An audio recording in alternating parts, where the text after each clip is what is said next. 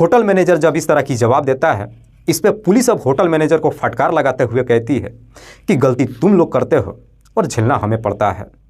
दरअसल उसके बाद से पुलिस अब सच्चाई पता लगाने के लिए गजानन से पूछताछ करने के लिए जब हॉस्पिटल में जाती है तो मालूम चलता है कि ट्रीटमेंट के दौरान ही गजानन की भी मौत हो चुकी है, जिसकी वजह से पुलिस के सामने भी अब काफ़ी परेशानियां खड़ी हो जाती हैं। दरअसल पुलिस को अब समझ में नहीं आता है कि आखिरकार सुनीता को ढूंढे कहाँ पे। पुलिस जाकर के जब होटल के उस सीसीटीवी को चेक करती है तो उस सीसीटीवी के अंदर सुनीता का चेहरा साफ तो दिखाई देता है, लेकिन पुलिस को समझ में नहीं आता कि इतनी बड़ी दिल्ली शहर में सुनीता को ढूंढे कहाँ। इसीलिए पुलिस सबसे पहले इस बात की जानकारी गजानन के परिवार वालों को राजस्थान में दे देती है। इधर जब उसके परिवार वालों को मालूम चलता है, जब वे लोग दिल्ली में पहुंचते हैं और पुलिस जब सुनीता का फोटो दिखा करके गजानन के परिवार वालों से पूछताछ करती है कि क्या सुनीता गजानन की पत्नी है, इस पे गजानन के परिवार वाले पुलिस को जवाब देते हुए कहते हैं कि साहब गजानन शादीशुदा तो है, लेकिन ये महिला उसकी पत्नी नहीं है। दरअसल गजानन के परिवार वाले जब सुनीता को पहचानने से इनकार कर देते हैं, उसके बाद से पुलिस अब डेड बॉडी को उनके हवाले करने के बाद से गजानन के बारे में पता लगाने के लिए पुरानी दिल्ली के चांदनी चौक में जाती है, जहां का एड्रेस गजानन ने रजिस्टर में लिखवाया था। पुलिस जब चांदनी चौक में जाती है और वहां पे जाकर के जब गजानन के बारे में लोगों से पूछताछ करती है, तब जाकर के पुलिस वालों को मालूम चलता है कि दरअसल गजानन जो चांदनी चौक के ही एक मंदिर का पुजारी था। दरअसल वहां के लोग पुलिस वालों से कहते हैं कि साहब कुछ साल पहले तक गजानन इस मंदिर का पुजारी था, साथ ही साथ वो तंत्र मंत्र का विद्या भी जानता था, लेकिन इसी तंत्र मंत्र की वजह से गजानन की कई सारी महिलाओं के साथ में अवैध संबंध शुरू हो चुका था। इस बात की जानकारी जब मंदिर के परिसर के लोगों को मालूम चला, उन लोगों ने उसे मंदिर से निकाल दिया। उसके बाद से गजानन मंदिर के सामने ही पूजा और फूल की दुकान कर लिया और उसने 2 लेबरों को लगा दिया। दरअसल वो दुकान जो उसका बेहतर तरीके से चल रहा था। उसके बाद से गजानन राजस्थान चला गया। 10-15 दिन में 1-2 दिन के लिए कभी यहाँ पर आता था और पैसे वसूली करने के बाद वापस अपने घर चला जाता था। पुलिस को जब इतनी सारी जानकारी मिल जाती है, उसके बाद से पुलिस भी अब पूरा यकीन कर जाती है कि दरअसल सुनीता भी उन्हीं सारी महिलाओं में से एक होगी। लेकिन सबसे बड़ा प्रॉब्लम था कि पुलिस सुनीता को ढूंढे कहाँ। इसीलिए पुलिस अब सुनीता के बारे में पता लगाने के लिए गजानन के मोबाइल नंबर का कॉल डिटेल्स निकालती है और ख़ास करके 20 अक्टूबर के कॉल डिटेल्स को चेक करती है, क्योंकि पुलिस को लगता है कि गजानन जब राजस्थान से दिल्ली में आया होगा तो 20 अक्टूबर को सुनीता से ज़रूर बातचीत किया होगा। दरअसल 20 अक्टूबर को गजानन लगभग 8 से 9 नंबरों पर कॉल किया था। उसके बाद से पुलिस अब उन सारे नंबरों पर बारी बारी से कॉल करने लगती है। दरअसल पुलिस ये सोचती है कि अगर कोई भी महिला फ़ोन उठाती है तो पुलिस उससे तरीके से बातचीत करेगी। पुलिस जितने भी नंबर पर फ़ोन करती है, 1-2 नंबर तो नहीं उठता है, लेकिन बाकी जितना भी नंबर उठता है बात करने वाला कोई ना कोई पुरुष होता है। पुलिस जब एक लास्ट नंबर पर फ़ोन करती है तो आखिरकार वो फ़ोन एक महिला उठाती है। महिला जब फ़ोन उठाती है तो पुलिस भी उससे झूठ बोलते हुए कहती है कि मैडम, आपको जब गाड़ी चलाने की इतनी ही शौक थी तो फिर आपने 3 महीने से किस्त क्यों नहीं भरा है? आपके 3 महीनों का लोन जो बाउंस कर चुका है। पुलिस जब इस तरह की बातें उस महिला से कहती है तो महिला भी उधर से गुस्से में ही जवाब देते हुए कहती है कि शायद आप लोगों को कोई गलतफहमी हो गई है, ना तो मैं कोई कार ली हूँ और ना ही कोई लोन लिया है। इस पर पुलिस जवाब देते हुए कहती है कि क्या आप रुखसार बोल रही हैं? तब जाकर के उधर से महिला जवाब देते हुए कहती है कि नहीं, आपने गलत नंबर पर कॉल कर दिया है, मैं रुखसार नहीं बल्कि सुनीता बोल रही हूँ। सुनीता जब अपना नाम बताती है उसके बाद से पुलिस भी अब पूरा यकीन कर जाती है कि दरअसल ये वही महिला है जो गजानन से होटल में मिलने के लिए आई थी। पुलिस को जब सुनीता का मोबाइल नंबर मिल जाता है उसके बाद से पुलिस अब सुनीता के मोबाइल नंबर का कॉल डिटेल्स तो निकालती है, साथ ही साथ उसका लोकेशन भी चेक करती है। डिटेल्स को जब चेक करती है तो मालूम चलता है कि सुनीता पिछले कई महीनों से गजानन से फ़ोन के जरिए बातचीत करते आ रही थी और उसका लोकेशन जो नोएडा के सेक्टर 29 का दिखाई दे रहा था। पुलिस को जैसी इस तरह की लोकेशन मिल जाती है, 28 अक्टूबर को पुलिस अपनी टीम के साथ नोएडा के सेक्टर 29 के घर पे जाती है और जब वहां पे छापा मारती है, आखिरकार पुलिस को वहां पे सुनीता मिल जाती है। पुलिस जब सुनीता को गिरफ्तार करके थाने में लेकर आती है और जब सुनीता से गजानन की हत्या के बारे में पूछताछ करती है तो इसे सुनने के बाद सुनीता भी रोने लगती है और रोते हुए पुलिस वालों को एक कहानी सुनाती है। दरअसल सुनीता पुलिस वालों से कहती है कि साहब, मैं ऑलरेडी शादीशुदा ही नहीं हूँ बल्कि मेरे 2 बच्चे भी हैं।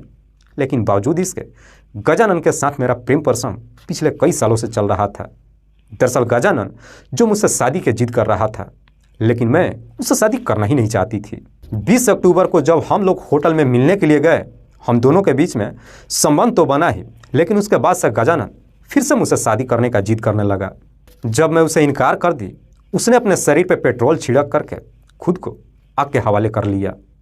दरअसल मैंने गजानन को नहीं जलाया है।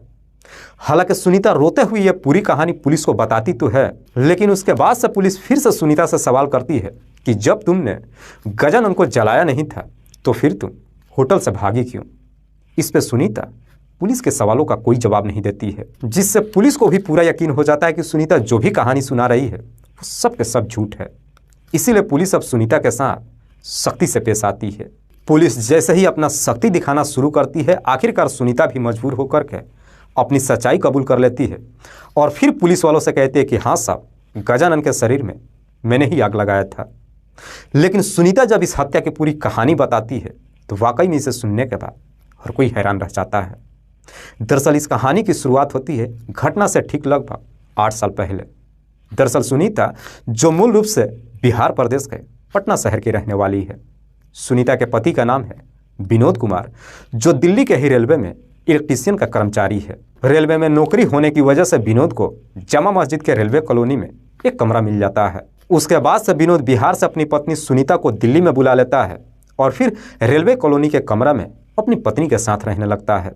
दरअसल विनोद, जो कि देखने में बेहद ही सीधा साधा है, सिर्फ अपने काम से काम रखता है, लेकिन उसकी पत्नी सुनीता जो नए जमाने की महिला है। सुनीता जब बिहार से चल करके दिल्ली शहर में आती है और दिल्ली की जब चकाचौंध को देखती है, उसके बाद से सुनीता जहाँ तहाँ घूमने लगती है। समय बेहतर तरीके से तो गुजरता है। 3 सालों के अंदर ही सुनीता 2 बच्चों की माँ भी बन जाती है। लेकिन 3 साल के बाद एक दिन सुनीता जब इसी चांदनी चौक के उस मंदिर में पूजा करने के लिए जाती है और जब इधर मंदिर के पुजारी गजानन पहली बार सुनीता को देखता है तो सुनीता की खूबसूरती देख पहली नज़र में उसका दीवाना हो जाता है। दरअसल उसके बाद से गजानन कोई ना कोई बहाना करके सुनीता से बातचीत करने लगता है, जो बातें सुनीता को भी पसंद आ जाती है। और जब भी मंदिर में पूजा करने के लिए जाती है तो खुद जानबूझ करके यह गजानन से बातचीत करने लगती है। और बातचीत करते करते आखिरकार गजानन और सुनीता के बीच में प्रेम प्रसंग शुरू हो जाता है। दोनों के बीच में जब प्रेम प्रसंग शुरू होता है, उसके बाद से जब भी इन दोनों को मौका मिलता है एक दूसरे से मुलाकात कर लेते हैं और गजानन भी सुनीता के ऊपर ढेरों सारे पैसे उड़ाने लगता है, जिसकी वजह से सुनीता भी अपने आप को पूरी तरीके से गजानन के हवाले कर देती है। पर जैसे ही कुछ महीनों का समय गुजरता है, एक दिन इस बात की जानकारी मंदिर के परिसर के लोगों को मालूम चल जाता है और फिर गजानन को मंदिर से निकाल देते हैं। गजानन जब मंदिर से बाहर निकल जाता है, उसके बाद से मंदिर के सामने ही पूजा और फूल की एक दुकान कर लेता है और जब दुकान करता है, दुकान भी बेहतर तरीके से चल पड़ता है। जब ठीक ठाक कमाई होने लगती है, उसके बाद से गजानन अपनी दुकान में 2 लेबरों को रख देता है और फिर अपने पैतृक गांव राजस्थान चला जाता है।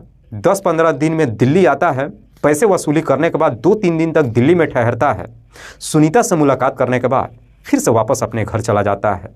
ये सिलसिला लगभग 5 सालों तक चलता है, लेकिन इस बात की जानकारी सुनीता के पति विनोद को कभी नहीं मालूम चलता है। दरअसल गजानन जब दिल्ली को छोड़ देता है, उसके बाद से सुनीता भी रेलवे कॉलोनी का कमरा छोड़ देती है और फिर अपने पति और बच्चों को लेकर के नोएडा के सेक्टर 29 में चली जाती है और फिर सेक्टर 29 में ही एक किराए का कमरा लेकर के रहने लगती है। जब 4 से 5 सालों का समय गुजरता है, एक दिन सुनीता को मालूम चलता है कि दरअसल गजानन जो अपने गांव में अपनी पैतृक जमीन लगभग 25 लाख रुपयों में बेचा है। इस बात की जानकारी जब सुनीता को मालूम चलता है, जब एक दिन गजानन सुनीता से मुलाकात करने के लिए आता है, तो सुनीता भी गजानन के सामने अपनी दुखों का पहाड़ रख देती है और रोते हुए कहती है कि मुझे अभी 10 लाख रुपयों की ज़रूरत है। 10 लाख रुपयों की ज़रूरत जब बताती है, चूँकि उसी वक्त इधर गजानन जो 25 लाख रुपये में अपनी ज़मीन बेचा था, उसमें से 10 लाख रुपया सुनीता को कर्ज के नाम पे दे देता है। सुनीता वो 10 लाख रुपया तो ले लेती है, लेकिन लेने के बाद उन पैसों को खर्च कर देती है। दरअसल सुनीता सोचती है कि वो 10 लाख रुपया गजानन को कभी नहीं लौटाना पड़ेगा। पर जैसे ही 6 महीने का और समय गुजरता है, अब इधर गजानन का भी सुनीता से लगभग मन भर चुका था। इसीलिए अब गजानन सुनीता से अपना वो 10 लाख रुपया मांगने लगता है। हालांकि 10 लाख रुपया जब मांगता है, सुनीता उसे कोई ना कोई बहाना बनाकर टाल तो देती है, लेकिन सुनीता के पास ना तो कभी 10 लाख रुपया हो पाता है और ना ही गजानन को देने के लिए कभी वादा करती है। इस बीच में गजानन कई बार दिल्ली में आता है, सुनीता से मुलाकात करता है और जब भी पैसों की डिमांड करता है सुनीता कोई ना कोई बहाना बना करके कह देती है कि मैं पैसों का इंतजाम कर रही हूँ। लेकिन सुनीता जब अपनी तमाम कोशिश कर लेती है और जब उसके पास 10 लाख रुपयों का इंतजाम नहीं हो पाता है और इधर गजानन भी जो पैसे मांगने से जब पीछे नहीं हटता है, तो आखिरकार सुनीता मजबूर होकर के अब गजानन को ही हमेशा के लिए इस दुनिया से हटाने का ही तय कर देती है।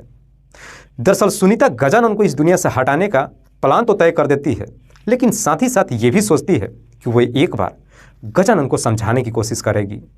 यही सोच करके 19 अक्टूबर को शाम के वक्त गजानन के नंबर पर फ़ोन करती है और कहती है कि कल सुबह 10 बजे के आसपास दिल्ली निजामुद्दीन रेलवे स्टेशन पे आ जाना, मैं तुम्हें 10 लाख रुपया दे दूंगी। 10 लाख रुपया देने के लिए जब कहती है, चूँकि उस वक्त गजानन जो कि अपनी पैतृक गाँव में था, रात को ही ट्रेन पकड़ लेता है और आखिरकार सुबह के करीब 9 बजे के आसपास निजामुद्दीन रेलवे स्टेशन पर पहुँच जाता है और वहीं पर पहुँच करके सुनीता का इंतजार करने लगता है। दरअसल सुनीता जब गजानन से मुलाकात करने के लिए जाती है तो अपने प्लान के तहत ही एक 2 लीटर के बोतल में पेट्रोल भर लेती है और उसे अपने बैग में छिपा लेती है। सुबह के करीब 10 बजे के आसपास जब निजामुद्दीन रेलवे स्टेशन पर जाती है और जब गजानन से मुलाकात होती है तो मुस्कुराते हुए उससे कहती है कि मैं तुम्हें पैसे तो दे ही दूंगी, जब आ ही गए हो तो क्यों ना चलकर होटल में मुलाकात कर लेते हैं। गजानन भी इसके लिए तैयार हो जाता है और फिर नागलोई राजपुर के अंतर्गत एक होटल में लेकर के जाता है और होटल के रिसेप्शन पे अपना आधार कार्ड जमा कराने के बाद कमरा नंबर 24 बुक कर लेता है। दरअसल कमरा नंबर 24 के अंदर जब दोनों जाते हैं, दरवाज़ा बंद करने के बाद सबसे पहले दोनों अपनी हसरतें पूरी करते हैं। गजानन की जब अपनी हसरतें पूरी हो जाती है उसके बाद से सुनीता से वो 10 लाख रुपये मांगता है, तो सुनीता भी उसे समझाते हुए कहती है कि मैं इतने सालों से तुम्हारी सेवा कर रही हूँ, उन पैसों को छोड़ दो। लेकिन गजानन भी कहता है कि ये नहीं हो सकता है, उन पैसों के बारे में मेरे परिवार वालों को मालूम है, मुझे वो पैसा हर हाल में चाहिए। सुनीता को जब पूरा यकीन हो जाता है कि गजानन उसकी बात नहीं मानने वाला है, उसी वक्त ही अपने बेड से नीचे उतरती है, बैग के अंदर से उस बोतल को निकालती है और ढक्कन खोलने के बाद सारा पेट्रोल गजानन के शरीर पर छिड़क देती है। इससे पहले कि गजानन कुछ समझ पाता, सुनीता उसे आग के हवाले कर देती है। दरअसल उस वक्त ना तो गजानन के शरीर पे कोई कपड़ा था और ना ही सुनीता के शरीर पे। सुनीता को पूरा यकीन था कि जब तक दरवाज़ा खुलेगा गजानन की मौत हो जाएगी। लेकिन जैसे ही इधर आग लग जाती है, गजानन जब चीखना चिल्लाना शुरू करता है और उसकी आवाज़ें जब होटल मैनेजर को सुनाई देता, अपने कर्मचारियों के साथ कमरा पे पहुंच जाता है और आनन फानन में दरवाजे को तोड़ देता है। चूँकि उस वक्त गजानन की सांसें चल तो रही थी, होटल के कर्मचारी कैसे भी करके उसे बचा लेते हैं, लेकिन जब उसे हॉस्पिटल ले जाया जाता है तब तक इधर सुनीता को लगता है कि शायद गजानन बच जाएगा और सारी पोल खुल जाएगी। इससे पहले कि पुलिस जा करके गजानन की बयान ले पाती, सुनीता मौका देख करके होटल से फरार हो जाती है। वाकई में सुनीता जब यह पूरी कहानी पुलिस को बताती है, खास करके जब इसका असलियत उसके पति विनोद को मालूम चलता है, तो विनोद भी एकदम से चौंक जाता है। पुलिस उसकी बयान लेने के बाद अगले दिन जिला अदालत में पेश करती है, जहां से सुनीता को जेल भेज दिया जाता है। दोस्तों, इस पूरी घटना के बारे में आप क्या सोचते हैं? आप अपनी राय हमें कमेंट बॉक्स में जरूर दीजिएगा।